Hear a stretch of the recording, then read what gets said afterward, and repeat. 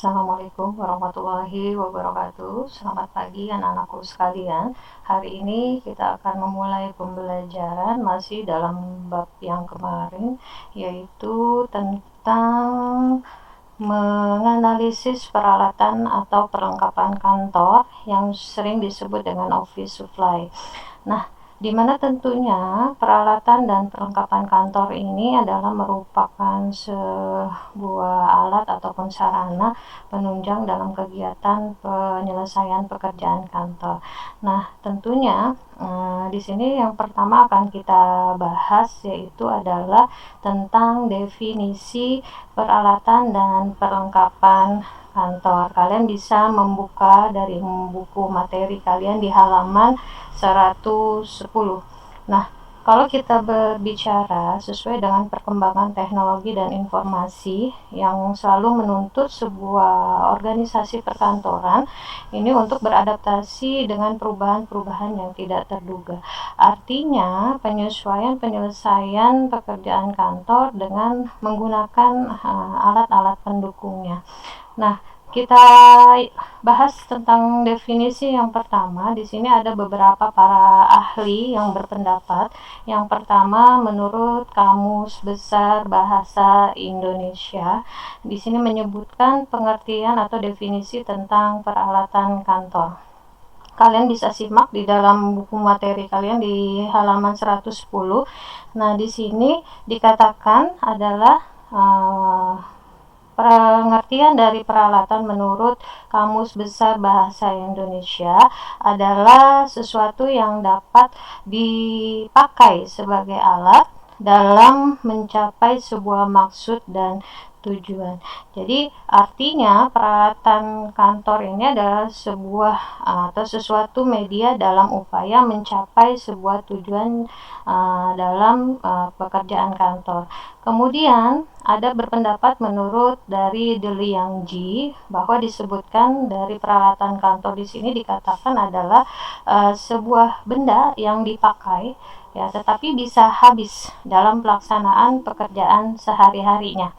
Nah, kemudian ya dari pembahasan pengertian atau definisi peralatan juga di sini dijelaskan tentang definisi dari perlengkapan kantor. Kalian bisa melihat sendiri di buku kalian yang menurut Ensiklopedia Administrasi dikatakan bahwa perlengkapan di sini adalah seluruh benda yang digunakan untuk membantu pelaksanaan pekerjaan kantor sehingga menghasilkan sesuatu pekerjaan yang diharapkan dengan lebih cepat dan lebih tepat lagi. Nah, sehingga di sini peralatan dan perlengkapan kantor yaitu adalah kalau kita ambil tarik kesimpulan dari pengertian yang telah disebutkan tadi ya, merupakan alat yang digunakan untuk membantu pelaksanaan pekerjaan kantor sehingga menghasilkan suatu pekerjaan yang diharapkan dengan lebih cepat dan lebih tepat lagi. Nah, di sini berarti kita sudah bisa atau kalian bisa mulai memahami ya definisi yang telah disebutkan dari pengertian peralatan kantor dan perlengkapan kantor. Jadi kedua-duanya ini adalah mempunyai tali satu kesatuan dalam melaksanakan sebuah pekerjaan kantor. Jadi harus ada alat, kemudian ada juga harus alat sarana penunjang atau pendukungnya. Nah, di sini dikatakan bahwa kalau tadi peralatan ya disebutkan sebagai alat, sedangkan untuk perlengkapan kantor di sini sebagai sarana pendukung seperti perabot kantor, kemudian ada mesin kantornya, kemudian ada perbekalan kantor sampai dengan hiasan kantor.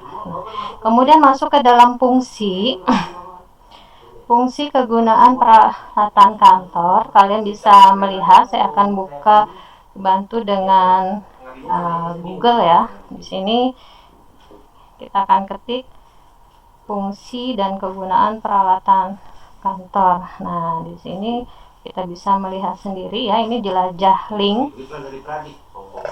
Oke. Fungsi dan kegunaan peralatan kantor. Kita akan cari jelajah linknya. Oke, kita buka satu link. Ya, ini peralatan kantor. Nah, ini sebagai sarana, ya, kita temukan arsip sebagai bantu mempercepat, meringankan, dan memudahkan pekerjaan di dalam kantor. Tapi kalau kalian bisa melihat sendiri di buku materi kalian bahwa ada 4 poin untuk penunjang aktivitas pekerjaan kantor, kemudian untuk mempermudah dan mempercepat proses kegiatan kantor, dan untuk memperoleh hasil yang lebih maksimal, baik dan memuaskan, dan sebagai aset dan pelengkap kantor. Nah, itu adalah fungsi yang disebutkan di dalam buku materi kalian. Nah, kita masuk lagi di sini tentunya membahas dari jenis-jenis peralatan dan perlengkapan kantor. Oke, kita ambil sini jelajah link. Ya, jenis peralatan dan perlengkapan kantor. Nah, jenis-jenisnya di sini dibagi menjadi 2, ada yang berdasarkan bentuknya dan ada yang berdasarkan kegunaannya. Ada berdasarkan, kalau kita melihat dari berdasarkan bentuknya, ini dibagi menjadi 3 macam. Ada yang berbentuk lembaran, kemudian ada yang berbentuk non lembaran, dan yang terakhir ada yang berbentuk seperti buku. Nah, ini adalah jenis-jenis yang bisa kalian pelajari dari peralatan dan perlengkapan kantor. Kita lihat di sini, kita cari jelajah linknya. Oke, yang hampir mirip ya dengan materi kalian. Oke, nah, ini kalau kita lihat berdasarkan bentuknya, ya, kalian bisa melihat sendiri, ini ada yang berbentuk lembaran. Nah, ini berbentuk lembaran ini, ya, tentunya ya karena sifatnya bentuknya lembaran, ya, berarti ya di sini contohnya seperti kertas HVS, kertas folio, ya, kertas karbon, pensil, formulir, plastik transparan, dan lain-lain. Jadi ini adalah bentuk-bentuk dari, ya, peralatan kantor yang berbentuk lembaran. Kemudian yang kedua, ya, berdasarkan bentuknya, ini berbentuk non lembaran, yaitu peralatan kantor yang berbentuk non lembaran. Jadi bukan berupa kertas lembaran. Contohnya kalian bisa lihat sendiri di sini sudah ada gambarnya. Ada seperti, ya, pena, pensil, spidol, ya, bahkan di sini ada, ya, pemotong kertas. Nah, ini ada, ya, ada hektar. Ini yang dimunculkan gambar-gambar hektar, ya. Jadi kalian bisa baca di sendiri di jelajah linknya, ya, dan lain-lain. Kemudian berbentuk buku, yaitu peralatan kantor yang berbentuk buku. Misalnya ada buku catatan, buku pedoman, organisasi, buku alamat, buku telepon, dan lain-lain. Jadi yang berbentuk buku, ya. Nah, di sini yang kalian harus perhatikan, ya, dari jenis-jenis peralatan dan perlengkapan kantor, yang pertama dilihat berdasarkan bentuknya, ya, ada 3, berbentuk lembaran, berbentuk non lembaran, dan juga berbentuk buku. Nah, kemudian yang kedua, kita lihat jenis-jenis peralatan kantor berdasarkan penggunaannya. Kalian bisa lihat di sini di jelajah linknya bahwa berdasarkan penggunaan peralatan kantor dibedakan menjadi 4. Kalau di sini mungkin ada 2, ya. Nah, ada 4. Kalian bisa membukanya biar lebih jelas lagi di halaman 118 sampai dengan 119 di buku materi kalian. Ini penyesuaian saja. Nah, ini kita bisa melihat ada yang pertama, barang habis pakai. Ya, seperti tugas yang kemarin telah diberikan ya. Kalian menyebutkan apa pengertian dari barang habis pakai dan contoh-contohnya. Nah, barang habis pakai tentunya yang namanya habis pakai berarti pada saat digunakan ini dia akan habis. Jadi penggunaannya hanya satu atau beberapa kali dan tidak tahan lama. Contohnya kalian bisa lihat kertas, kalau kita gunakan tentunya ini akan habis. Tinta, karbon, klip, pensil, dan pulpen. Ya, ini kalian bisa melihatkan gambar. Ini contoh scoop kecilnya ya. Kemudian yang kedua, ada barang tidak habis pakai. Adalah barang atau benda kantor yang penggunaannya tahan lama. Jadi ini awet ya. Contohnya adalah ada stapler, gunting. Nah, ini yang dimunculkan ini adalah perforator atau yang sering disebut dengan pembolong kertas atau pelubang kertas. Jadi tentunya yang kita gunakan ini penggunaannya berulang-ulang, kemudian tahan lama dan awet. Ya. Kemudian yang ketiga ini tambahan saja ya. Mungkin di jelajah linknya ini disebutkan hanya 2. Yang ketiga itu adalah barang bergerak. Dan yang keempat barang tidak bergerak. Ya, kalau barang yang bergerak ya tentunya barang yang bisa dipindah-pindahkan. Ya. Contohnya apa? Di sini ada seperti kursi, meja, lemari, atau yang disebut sebagai perabot kantor ataupun mesin kantor. Jadi di sini adalah yang disebut sebagai barang bergerak adalah barang yang bisa dipindah-pindahkan, kemudian disesuaikan dengan penggunaannya atau disesuaikan dengan ruangan dan tempatnya. Kemudian yang terakhir, yang keempat, di sini dikatakan sebagai barang tidak bergerak. Nah, ini seperti prasarana ya, barang tidak bergerak. Artinya, peralatan dan perlengkapan kantor di sini tidak bisa atau sulit untuk dipindahkan. Contohnya adalah ruangan, tanah, gedung, bangunan, ya, menara, ya, dan lain-lain. Nah, ini adalah dikatakan barang yang tidak bergerak atau barang yang sulit atau tidak bisa dipindahkan. Nah, ini adalah ya jenis-jenis peralatan kantor berdasarkan dari penggunaannya. Ya, ada 4 barang habis pakai. Ini adalah barang yang digunakan hanya satu kali atau beberapa kali dan tidak tahan lama. Contohnya kertas, tinta, karbon, klip, dan lain-lain. Kemudian yang kedua, barang tidak habis pakai. Benda yang secara penggunaannya ini tahan lama. Nah, contohnya ada gunting, stapler, cutter, ya, perforator, dan lain-lain. Kemudian yang ketiga, barang bergerak. Artinya, barang yang mudah dipindah-pindahkan. Ya, atau yang dapat dipindah-pindahkan.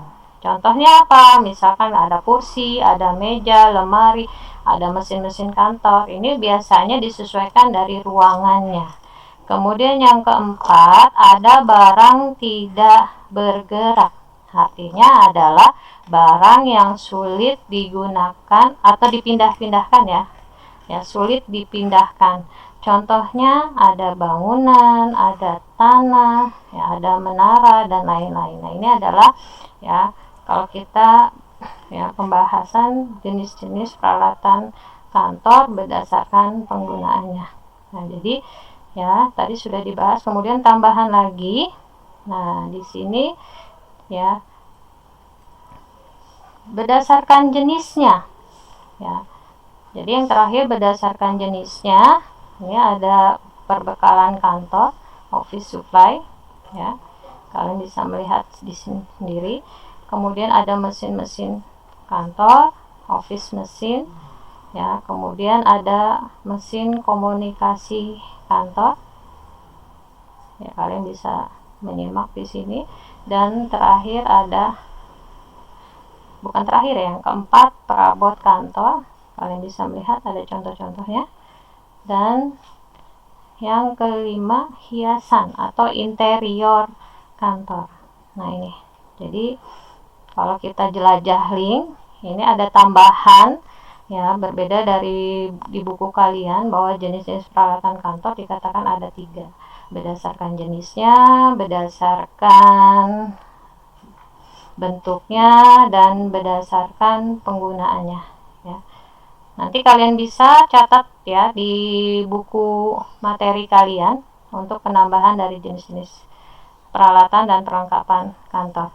Next, kemudian kita di sini ya masuk ke materi selanjutnya, yaitu adalah tata cara pemilihan peralatan atau perlengkapan kantor. Oke, kita jelajah link kembali ya. Kalian bisa memperhatikan di layar monitor di sini ya. Saya akan mengetik tata cara pemilihan peralatan dan perlengkapan kantor. Ini sudah muncul, tinggal kita klik saja. Oke, kita cari ya materi yang hampir mirip di buku kalian, bahwa tentunya di sini ya, di dalam perusahaan ya, untuk menunjang kemajuan perusahaan tersebut ya tentu dilengkapi dengan peralatan dan perlengkapan kantor, bukan saja hanya untuk menyelesaikan pekerjaan kantor, tapi untuk membuat lebih nyaman para pekerjanya di dalamnya. Tapi dalam tata cara pemilihan peralatan di sini tentunya ya harus menyesuaikan tadi dengan pembiayaan yang ada di sebuah kantor tersebut ya. Jadi harus benar-benar diperhatikan dengan pembiayaannya. Tentunya kalau kita bisa ambil kesimpulan di sini bahwa ya peralatan kantor dalam pengadaannya ya di sini bukan hanya harus dilihat secara pembiayaan, juga ya harus disesuaikan dengan kebutuhan ya. Jadi harus disesuaikan dengan kebutuhan dan dapat menghemat waktu atau disebut dengan efektif dan efisien. Nah, apa saja di sini ya faktor-faktornya? Oke, kita cari materi yang hampir mirip di jelajah link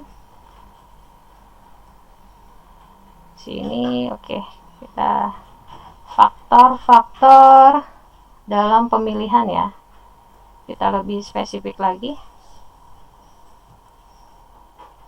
faktor-faktor penting dalam pemilihan.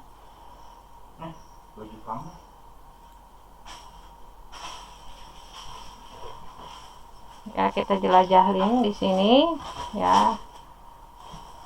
Oke, biar menyesuaikan dengan.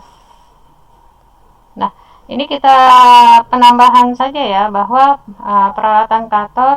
Nah, di sini ada beberapa hal yang harus dicatat sebelum Anda memutuskan untuk belanja mesin kantor. Jenis pekerjaan dan cara penyelesaiannya, kebutuhan pegawai, penghematan dari segi jumlah serta nilai waktu, harga mesin kantor. Jadi memang sudah disebutkan seperti di awal ya, kesimpulan dalam pemilihan dari peralatan kantor yang pertama adalah ya harus sesuai dengan kebutuhan pegawai dan jenis pekerjaannya. Ya tentunya penghematan dari segi jumlah serta segi nilai waktunya. Dan yang terakhir adalah tentang biaya, karena biaya ini harus disesuaikan dengan ya pendanaan yang ada di sebuah lingkungan kantor. Oke, kita cari kembali jelajah linknya di sini. Oke, kita cari. Nah, ini faktor-faktornya ya. Tadi sudah hampir sama ya, pekerjaan dan cara menyelesaikannya, kebutuhan pegawai perseorangan, penghematan jumlah dan nilai waktu, fleksibilitas penggunaan dari alat dan mesinnya, harga dan penanaman modal, kemampuan kesatuan, nilai keindahan, preferensi pegawai, pengaruh terhadap syarat-syarat pegawai, ramalan mengenai beban pekerjaan, kualitas pekerjaan tata usaha, dan yang terakhir keperluan untuk salinan-salinan dan data statistik ya. Kalau kalian bisa memperhatikan di buku materi kalian di halaman 120, ini kita bahas ulang adalah faktor-faktor dalam memilih peralatan perlengkapan kantor. Yang pertama, tujuan penggunaan peralatan yang disesuaikan jenis pekerjaannya.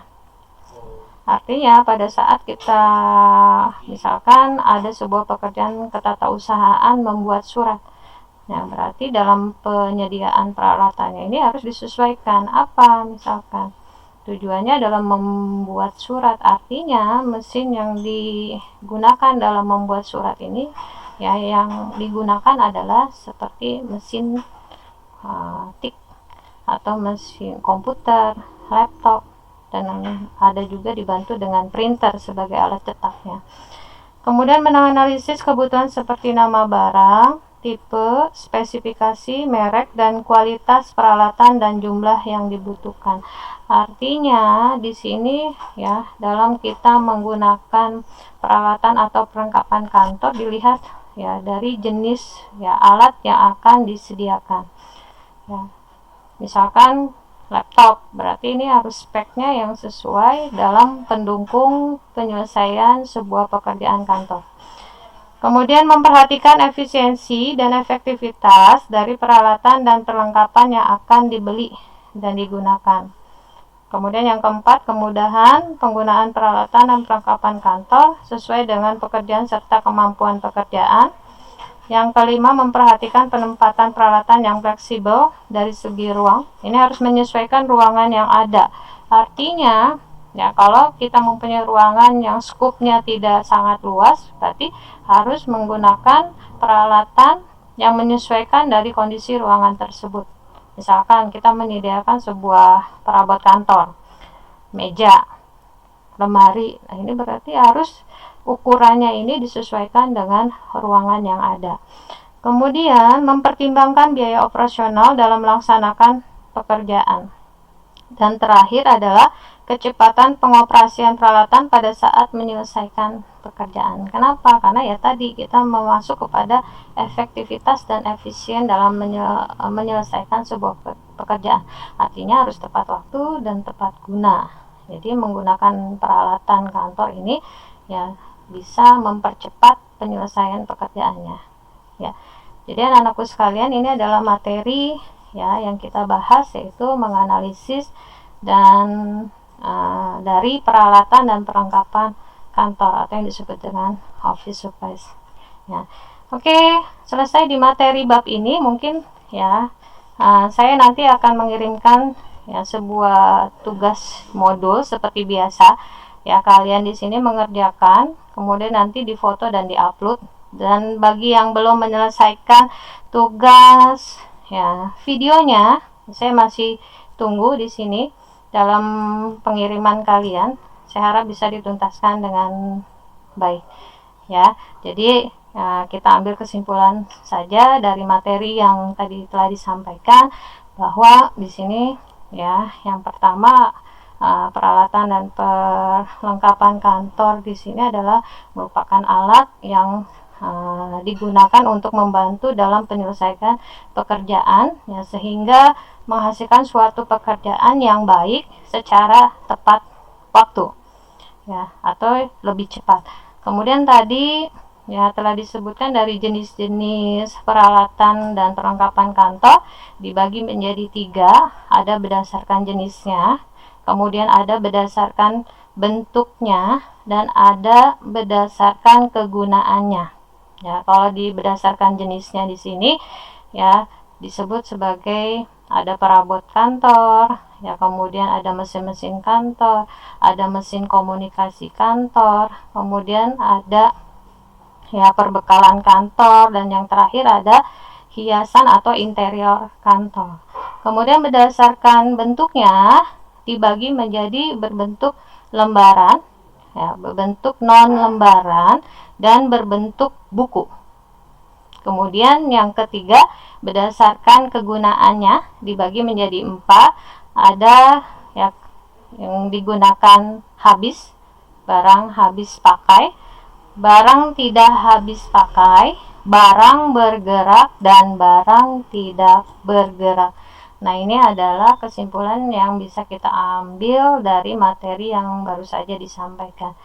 Oke, sekian dari saya. Mudah-mudahan kalian bisa mengerti dengan lebih jauh lagi. Ya, nanti silakan disimak kembali di buku-buku materi yang kalian punya. Yang saya akhiri, selamat pagi dan tetap semangat. Ya, waalaikumsalam. Ya.